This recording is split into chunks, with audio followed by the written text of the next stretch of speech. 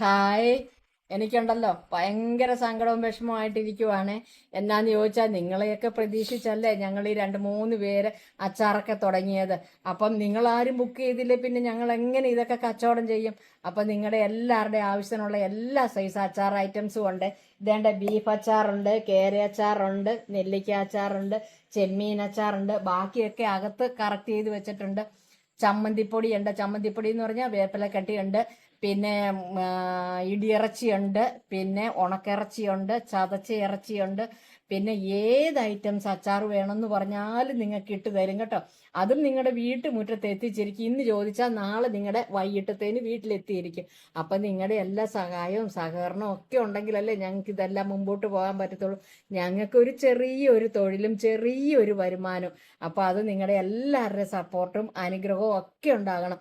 അപ്പം ഈ കഴിഞ്ഞ ഒരു ദിവസം അച്ചാർ മേടിച്ചിട്ട് കോഴിക്കോട് നിന്ന് ഒരു അമ്മച്ചി വിളിച്ചിട്ട് പറഞ്ഞു, മോളെ ഞാൻ അച്ചാർ മേടിയിൽ ഒരു വർഷമായിട്ട് നിർത്തിയിരിക്കുമായിരുന്നു. കാരണം കഴിഞ്ഞ പ്രാവശ്യം ഒരു അച്ചാർ, ആ പേരും എല്ലാം പറഞ്ഞിട്ട് നമ്മൾ പേര് പറഞ്ഞത് ശരിയല്ലോ, അച്ചാർ മേടിച്ചേച്ചിട്ട് നോക്കിക്കഴിഞ്ഞപ്പം കുറേ ഇഞ്ചി കഷ്ണവും വെളുത്തുള്ളിയും പച്ചമുളകും വേപ്പിലയും ഗ്രേവിയും മാത്രമേ ഉള്ളൂ. തപ്പി നോക്കിയിട്ട് പോലും ഒരു കഷ്ണം കിട്ടിയില്ല. വളരെ വിഷമമായിപ്പോയി മോളെ എന്ന് പറഞ്ഞു. അതുകൊണ്ട് മോളുടെ അച്ചാർ കണ്ടു കഴിഞ്ഞപ്പോൾ മേടിച്ചു. യൂട്യൂബിൽ കണ്ടിട്ടുള്ള, എന്നെ കണ്ടിട്ടുള്ള പരിചയം കൊണ്ട് മേടിച്ചതാണെന്നും പറഞ്ഞു.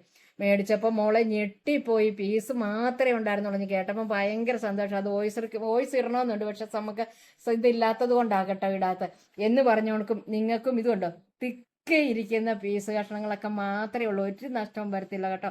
അപ്പം ഇതിലേതെങ്കിലും അച്ചാർ വേണ്ടവർക്ക് ഞാൻ ഈ പറയുന്ന കോണ്ടാക്ട് നമ്പറിലോട്ട് കോണ്ടാക്ട് ചെയ്യാൻ മറക്കല്ലേ.